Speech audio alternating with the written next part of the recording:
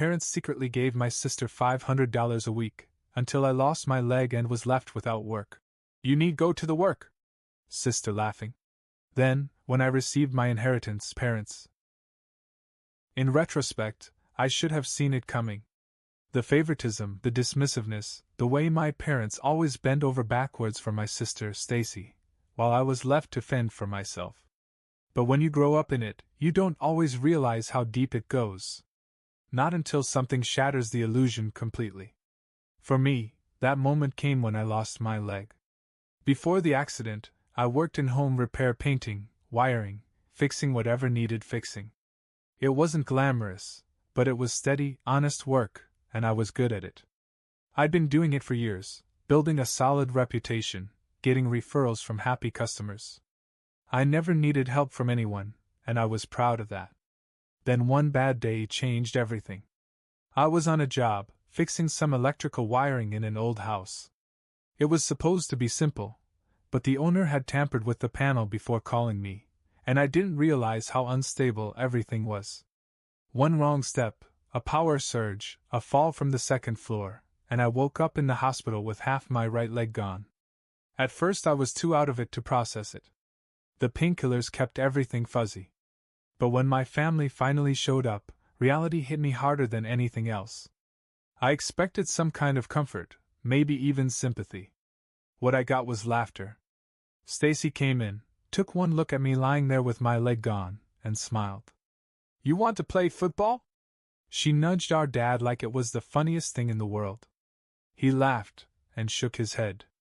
My mom sighed, but I swear I saw the corner of her mouth twitch, like she was trying not to smile. I stared at them, waiting for someone to say something, anything that wasn't a joke at my expense.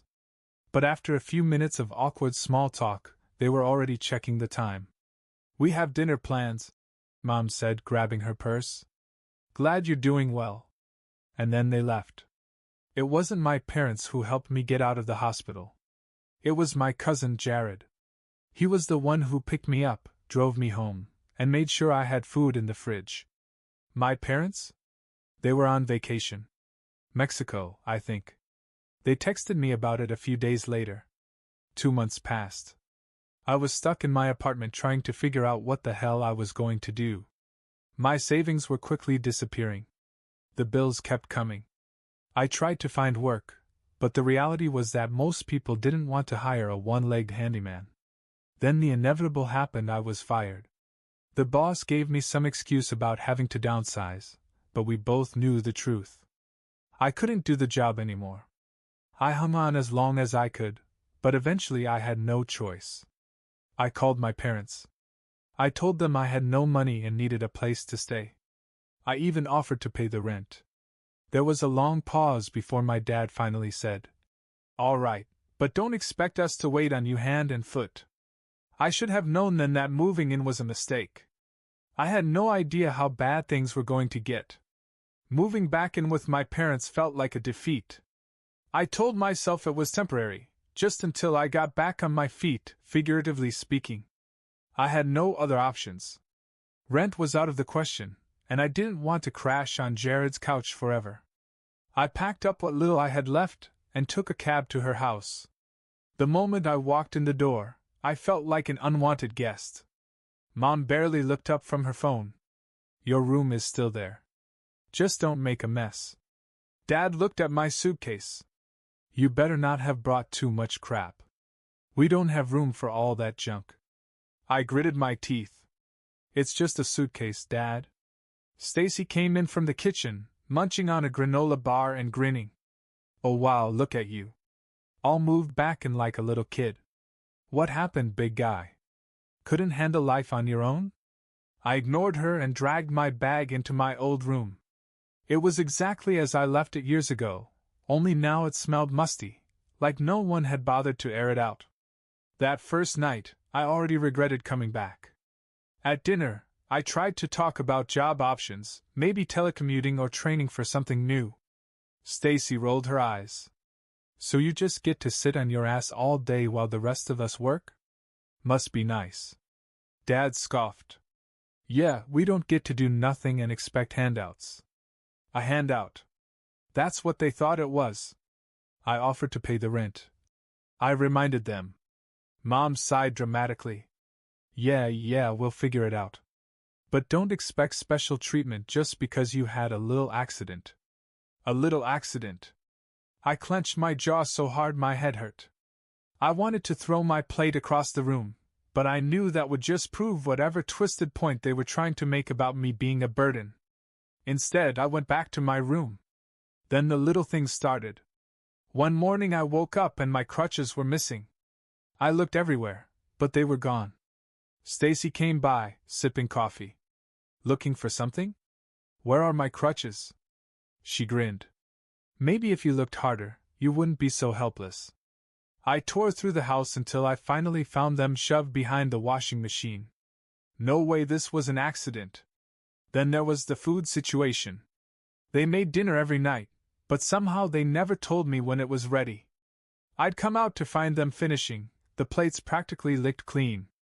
Oh, Mom would say, pretending to be surprised. We didn't know if you wanted any. By the second week, I was hiding snacks in my room. Then came the real humiliation. One afternoon, I was in the living room when Stacy came in with some of her friends. She plopped down on the couch and grinned at me. Hey guys, check it out. My brother's a real-life pirate now. Her friends laughed. I stared at them. Are you serious? She just shrugged. Oh, come on, it's funny. I felt something inside me snap. You think this is a joke? I lost my damn leg, Stacy. She rolled her eyes. Oh, boo-hoo. Maybe if you had a real job you wouldn't have been so careless. I had never wanted to hit someone so badly in my life. But what happened next made it worse. That night, Mom pulled me aside. You really need to stop making Stacy uncomfortable, she said. I almost laughed in her face. Make her uncomfortable? She's just having a good time. Mom continued. You're so sensitive these days. Maybe if you loosened up, people wouldn't feel so uncomfortable around you. That's when it hit me. They weren't just indifferent. They weren't just playing favorites. They were actually enjoying watching me struggle. And I still had no way out. I stopped talking to them unless I had to. There was no point. Every conversation ended the same way, with them making me feel like I was the problem. But the worse things got, the more I realized something was wrong. They weren't just ignoring me. They were actively trying to make my life miserable. One morning I woke up and my wheelchair was gone. Not just moved, gone. I tore through the house, searching every room. Nothing. Finally, I found it in the backyard. It had been left out overnight, and the morning dew had soaked the seat. Stacy came into the kitchen and yawned as I pulled it in. Oh, weird. How did that get out there? I wanted to scream. Then, a few days later, the hot water suddenly stopped working. Plumbing problem, Dad said with a shrug when I asked about it. These things happen. It was strange, though. The sink had hot water. The dishwasher worked fine. But when I turned on the shower, it was ice cold. I was shivering in a freezing shower one morning when I heard laughter outside the door. Stacy's voice. I bet he loves that. It was on purpose. They were doing it on purpose. I started locking my bedroom door at night. I didn't trust them. Then came the worst night. I woke up around 2 a.m. to the sound of my door handle jiggling. At first I thought I was imagining it. Then I heard whispers. Stacy. Sure, just do it. The handle turned again. My heart pounded. I sat up and reached for my crutches. Then I heard a click. They had unlocked the door. I barely had time to process what was happening before my door swung open and suddenly ice-cold water was dumped all over me. I gasped, my whole body twitching from the shock. The water soaked my bed, my clothes, everything. I looked up and saw Stacy and Dad laughing. You looked hot. Stacy grinned. Just helping you cool off. I shivered, part from the cold, part from anger. Get out, I growled. But Dad just folded his arms. Oh, come on. It's just a little fun. Can't you take a joke? I couldn't take it anymore. I barely slept that night. The next morning I made a decision. I was going to get the hell out of there. I called Jared. He didn't even hesitate. Pack your stuff. I'll be there in an hour. I packed everything I could into my suitcase. When I went into the kitchen to get my wallet, Mom looked up from her coffee. Where are you going? Away from you. She sighed and shook her head. So dramatic. You always were sensitive. I didn't bother to argue. I just waited for Jared to pull up and walked out without looking back. But just when I thought I was done with them, life threw me another surprise. A week later, Jared and I were having dinner when I got a call from an unknown number. I almost ignored it, but something told me to answer. A calm, professional voice spoke on the other end. Hello, this is Mr. Pearson. I'm your grandfather's attorney. We need to talk about his will. I froze. Grandpa had passed away 2 months ago. I knew he left something, but my parents handled everything and never said a word to me. Now, all of a sudden, a lawyer called me. Something was going on, and I had a feeling it was going to change everything. I didn't know what to expect, but I knew one thing: if my parents had anything to do with this, they wouldn't have told me unless they had something to gain. The lawyer, Mr. Pearson, asked me to come to his office the next morning. I agreed, but as soon as I hung up the phone, I had a sinking feeling in my stomach. My parents should have told me about this. Why didn't they? Jared drove me to the office, and as soon as we stepped inside, I knew something was wrong. My parents and Stacy were already there. They weren't happy to see me. Mom crossed her arms. What are you doing here? I raised an eyebrow. The lawyer called me. Maybe you should ask yourself why you didn't. She scoffed, but before she could say anything, Mr. Pearson came in with a folder and sat down. All right, he said, looking at all of us. Let's get started. I had no idea how much this was going to turn everything upside down. Your grandfather left a small house, Mr. Pearson began. This will go to your parents. Mom and Dad perked up immediately, nodding as if this was exactly what they expected. Stacy grinned, probably thinking she'd get it one day. I waited, expecting that to be the end of it. After all, they never treated Grandpa well. He and I weren't that close either, but we got along better than they did. I figured that was it. Then Mr. Pearson turned to me. And you, Mike, your grandfather left a financial legacy of $1 million. Silence. Dead, suffocating silence. I blinked. I what? Mom's smile faded. Dad's jaw clenched. Stacy actually gasped. $1 million? Dad's voice was tight. Mr. Pearson nodded. Yes. It was his decision. The funds are already secured and will be wired to your account within the next few days. I didn't even know how to process this. I had nothing, no job, no real plan, and now I was a millionaire? Then I looked at my parents, and suddenly it all made sense. They never told me because they thought they were getting everything. And now that they weren't? Their faces looked like they had swallowed broken glass. Stacy was the first to break. That's not fair, she blurted out. What the hell does he need money for? He doesn't even have a job. I turned to her. What do you need a house for? You still live with Mom and Dad. She turned red. That's not the point. Mom leaned forward, fake sweetness dripping from her voice. Mike, honey, don't you think Grandpa would have wanted you to share? I mean, we're family. I actually laughed.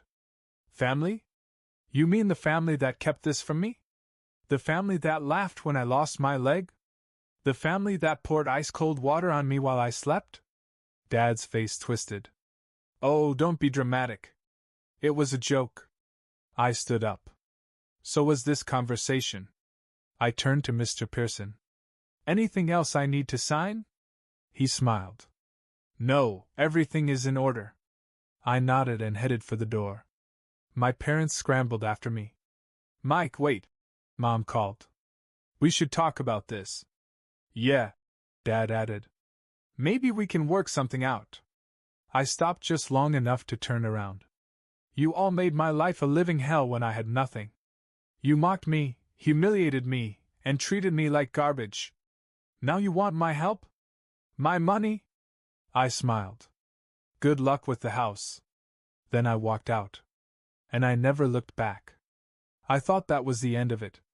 I thought I could just take my money, move on, and never have to deal with them again. But I underestimated how desperate and crazy my family could be. Because 2 days later, Stacy showed up at Jared's house. I was in the kitchen making coffee when Jared peeked through the blinds. Dude. Your sister's outside. I frowned. What? Yeah, and she's got a suitcase. That got my attention. I rolled over to the window in my wheelchair, and sure enough, there was Stacy, standing in the driveway, arms crossed, a pink suitcase next to her. I opened the door but didn't let her in. What the hell are you doing here? She sighed dramatically. Mom and Dad kicked me out. I blinked. So? She scoffed. And I need a place to stay. Obviously. I actually laughed. You think you're going to stay here? After everything you did to me? She rolled her eyes. Oh my God, Mike, are you really still mad about that? It was just a couple of jokes. It's not like we actually hurt you. I grabbed the doorframe. You stole my crutches. You poured water on me in the middle of the night. You laughed when I lost my leg. Stacy shrugged. Okay, but that was before you had any money. I just stared at her. You know how crazy you sound, right? She groaned. Oh my God, whatever. Look, I just need a place to stay for a few weeks. You can afford it now, can't you? I couldn't believe what I was hearing.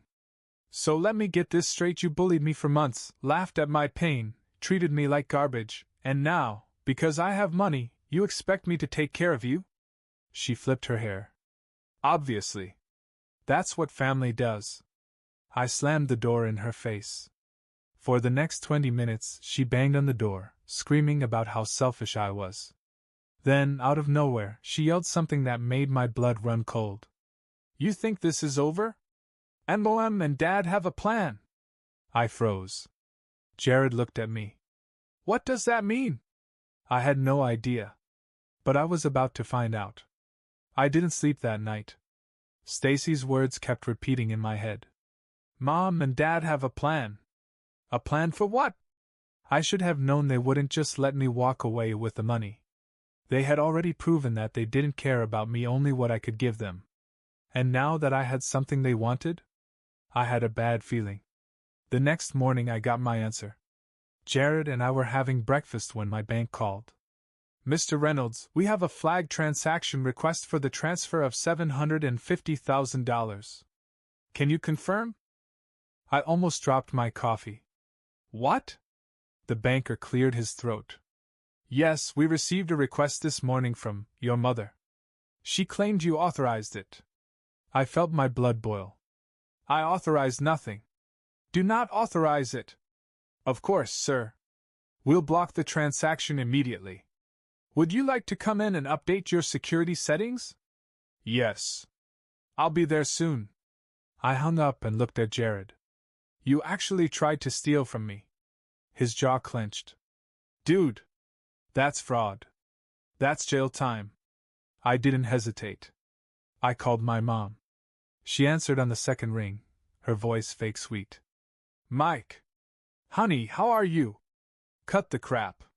You tried to steal from me. There was a pause. Then she sighed, as if I was being unreasonable. It's not stealing, Michael. It's family money. Your grandfather would have wanted us to share. I grabbed my phone. You mean the same grandfather you barely visited? The one you ignored unless you needed something? She ignored that. Listen, honey, we're struggling. The house needs fixing. Your sister needs help. We thought you'd appreciate us taking care of things for you. I laughed. A full, bitter laugh. Grateful? Grateful? You tortured me for months. You treated me like garbage. And now you expect me to just give you money? Her voice grew cold. You owe us, Michael. We raised you. Fed you. Put a roof over your head. I saw red. Yeah? And the second I needed you, you mocked me. You treated me like I was less than human. So you know what? You get nothing. She started to scream, but I hung up. Jared shook his head. You should lock up your credit. They might try something else. He was right. I went straight to the bank, locked everything up, changed every password, and put alerts on every account. But I still wasn't ready for what happened next. That night, my parents showed up at Jared's house, banging on the door, yelling for me to come out. And when I looked through the peephole, Dad had a crowbar. I didn't hesitate. The second I saw my dad standing outside with a crowbar, I grabbed my phone and called the police. 911, what is your emergency?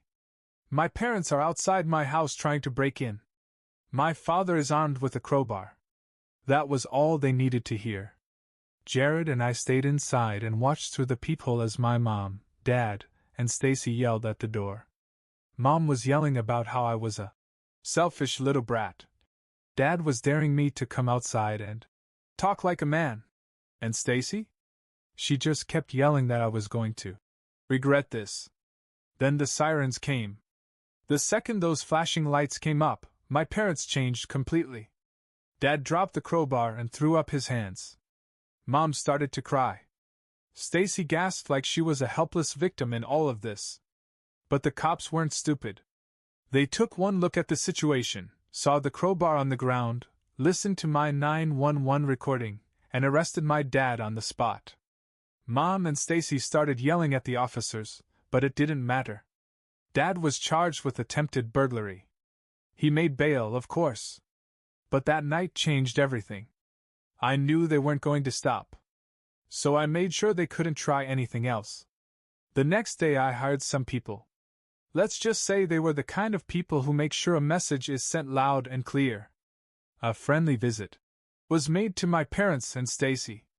And after that, they never tried again. No phone calls. No texts. No nothing. I don't regret it. Now I live peacefully with Jared. He's the only real family I have. He helps me, takes me where I need to go, and makes sure I'm okay. But I don't let him do it for free. I finance him now. I help him whenever he needs it. Because unlike my parents and my sister, Jared actually earns it.